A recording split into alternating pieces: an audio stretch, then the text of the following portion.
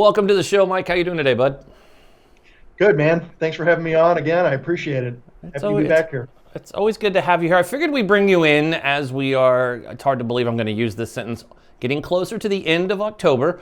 And that means it must be not election season. Anybody out there trying to finish that sentence before me? No, I'm not talking about November 3rd. I'm talking about the holiday season, something you know a lot about.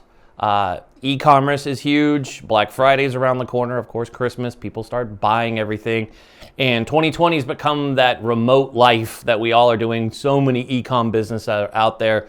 We've seen companies like Amazon, Walmart, Lowe's. Their online orders are keeping them in business. I mean, and obviously you're seeing it at malls too, but we're talking about e-commerce. So wanted to have you on to kind of talk about what businesses can prepare for. And we're probably thinking, if you're watching this right now and you haven't prepared, it's a little late in the game, but you know, things that people can do. So what do you see this season that's going to be different than any season before when it comes to e-commerce and this holiday season for shopping? Boy, I'll tell you, like you just said there, if somebody has not already started their holiday planning, you are in trouble. You're late. You're behind the curve, and you better get on it. With COVID this year, we know people are inside. Even though we're starting to come out of that, hopefully, and we're seeing, the end of that, COVID drove people to understand more how convenient online shopping is and how nice it is to not have to go out and drive anywhere and fight crowds, and fight through anything to get to a store to get to your deal. It can just be dropped off right at your house, and how convenient it is. So this is going to be a huge year for e-commerce, and a lot of e-commerce brands out there are looking forward to it, but there's going to be a lot of trouble too, I think, this year that they need to start planning for right now. With it being so busy, shipping is going to be a big issue for folks. So let's talk about that. You mentioned that before we started, and I really wanted to. So shipping, something that I know at the beginning of COVID, and that decade note is March. I remember we also went into shock when Amazon dared to tell us that we couldn't get our products in 2 days, that we'd have to wait maybe even 30, which put us back in what was the Stone Age to us 4 years ago. So now, what exactly can we expect with shipping? Are we going to expect long delays? Are there less people? Are the flights affected? I mean, obviously the airline industry is deeply affected by COVID. So are you saying this is going to bleed over to shipping? Kind of break that down, because this is the first I'm hearing that there's going to be issues with shipping, because that seems kind of crazy. They know this is coming. I mean, holiday season It's a doesn't just pop very, up. right, it's an afterthought for most people thinking of their shipping. Is it going to come on time? People are used to going online and just ordering and, tell me when it's going to get here. Wall Street Journal reported just 2 days ago that UPS and FedEx are right now reporting that their shipping capacity is already 100% spoken for. So there is no additional capacity right now through the end of the year. They're already at full. The big ones, Amazon, and then you have the U.S. Post Office. Amazon has the ability to add more drivers, add more of their own capacity, but that's going to pull away from e-commerce website sales. If you're probably dependent on UPS, FedEx, and whatever the post office decides to do, Amazon can step in and just hire up more drivers and drive their shipping times down. You stand a chance of losing a lot of your sales over to Amazon if you're not working through them yourself. But again, they're already saying they're expecting this year a net overage of 7 million packages a day in the holiday season through the end of the year that won't have anyone to ship them, that are going to be waiting. So if you're one of these brands out there right now thinking about Black Friday and Cyber Monday, and that's when we're going to do our big sales and big push, I think you're late and you're making a mistake, and you risk people not getting their orders by Christmas. Yeah, If I had a recommendation, Go ahead.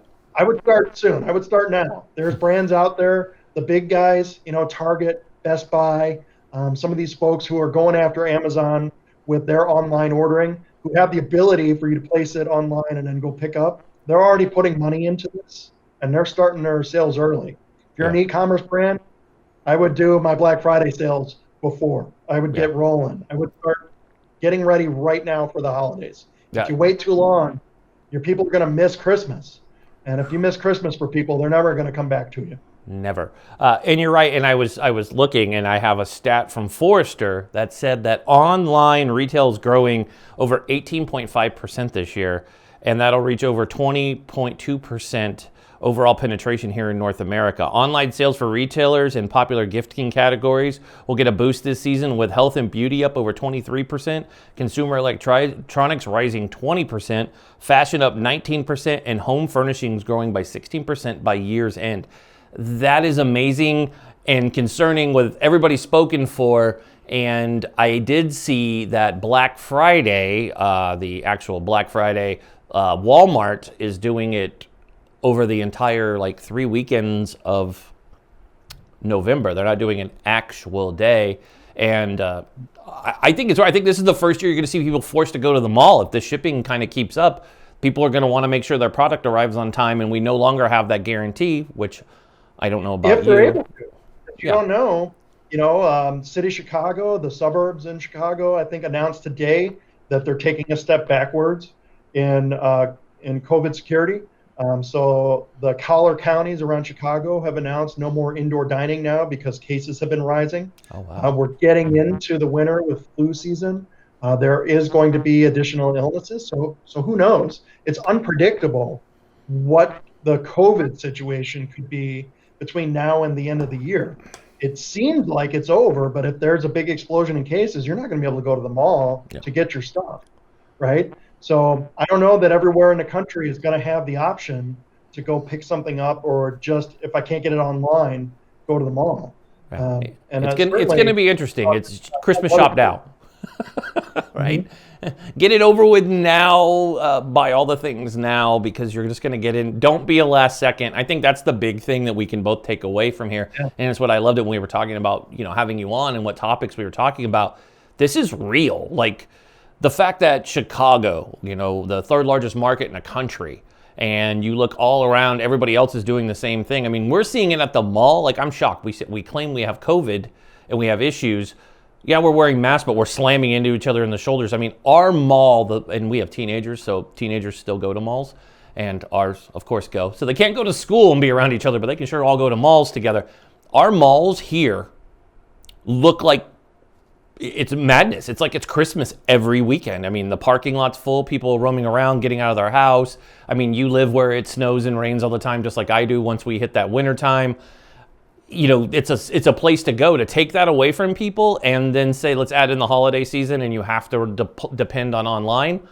I mean, so, okay, we've said all these nightmares. What's the workaround? Is there anything that you can do as a small business owner if you're like, okay, we're not going to hit Christmas, there's that chance? Do you have a backup plan that you save face, whether it be a discount, a post? I've seen some brands do that. I'm not going to name the name, but I've seen folks that have gone on Fox and Friends, and they're like, look, we had record sales, and they made this post. They're like, look, because of you, we're so grateful. We had, we're running behind because we weren't expecting you guys to love what we do so much.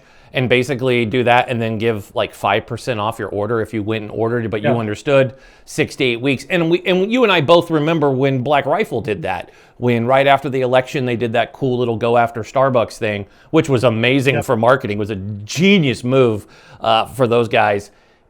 And they had to put out that we're about 6 to 8 weeks behind.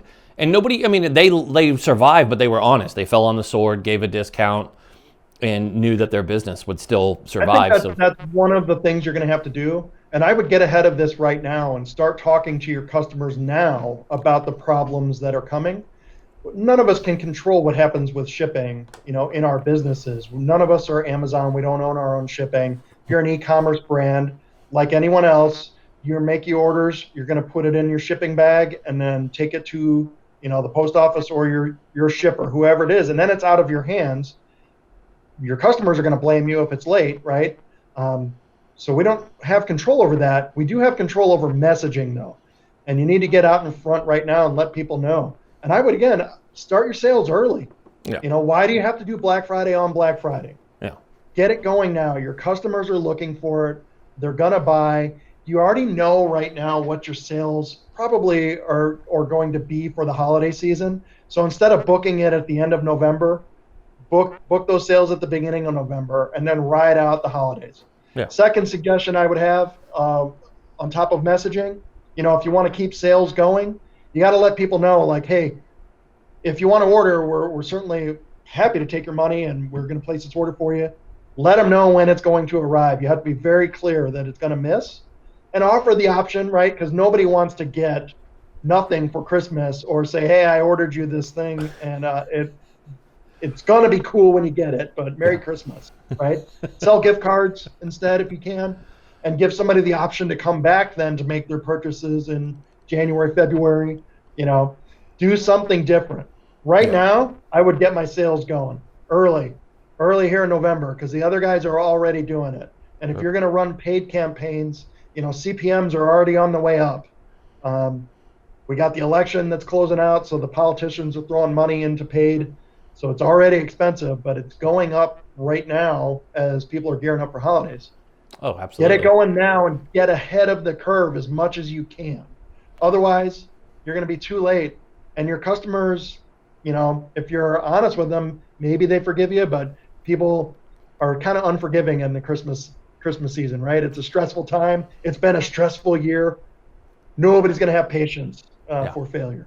That's true. I think before you go, the one thing that I think we both can agree on, besides making sure that you're upfront, you make sure your customer service team knows the people that they're going to be dealing with and takes it with kindness and not take everything personal. It's been a year for a lot of us. And remember, we haven't talked about it because we're not talking politics right now, but November 3rd is happening and people are going to be buying things and going through that process, which we've all been. It's very clear that this election will not be resolved. I'm saying it won't be resolved. The earliest it'll be resolved is the end of this year, and I would think that would happen right before Christmas or right after. I mean, we have a run-up date to January 20th, no matter what. I mean, it could go past that. I mean, on the 20th, they lock the doors, and the only person who can go in and be the president is Nancy Pelosi, because that's just what the Constitution says. Yeah. So, we'll see. It's been a horrible year for everybody. We're all stressed and on edge. So everybody's on edge about the election. So how do we keep customer service good? How do we keep customer service 50% of everybody's up? going to be mad. Yeah, true. Half of the country's going to be upset at whatever happens in the election, whoever ends up being the winner. So, take it all with a grain of salt if you can. It's a stressful time in the country, but you businesses out there, I'd get ahead of the curve here. Get ahead of this. I love it. Don't wait. Awesome. So, Mike, it's been great catching up with you. Always good to get good insight. This has been great. So, brands, if you're out there, make sure you're paying attention. Check out Mike. Follow him on LinkedIn. We'll put his LinkedIn link so you can connect with him. And he does drop witty comments all the time on LinkedIn that are really good. I'm a top 52 million account follow. Right there. I mean, come on. That kind of... It's huge. Those kind of numbers don't just happen by accident. Huge. You're going to get a blue check mark next. Genius. I mean, honestly. You and Elon Musk together. It's fabulous. We'll have to do that. But we'll have to have you back. I want you back on a Thursday show. We'll talk. We need to have you on our sports talk just because I think you should be a regular on that with us. And we'd have a lot of fun talking sports and not have to talk about business because it's more fun talking sports. Well, I like talking sports too. As long as we all agree to hate the Patriots. That's not hard to do. They're my favorite COVID team. I love that they're losing. It makes me feel warm and fuzzy in all the places it should. The Patriots. That's what I said. They're below 500 for the first time since 2001, I think. Makes me great. And you see Belichick showing up. His hair's all a crap show. I love that it. Out on my social media and said, no matter how your team season is going, this is something we can all come together and enjoy. Amen. So awesome. I want to thank you for joining us. Everybody else, we'll be right back after these messages. Thanks, Eric. We'll talk soon. Awesome. Thanks, bud. That was fun.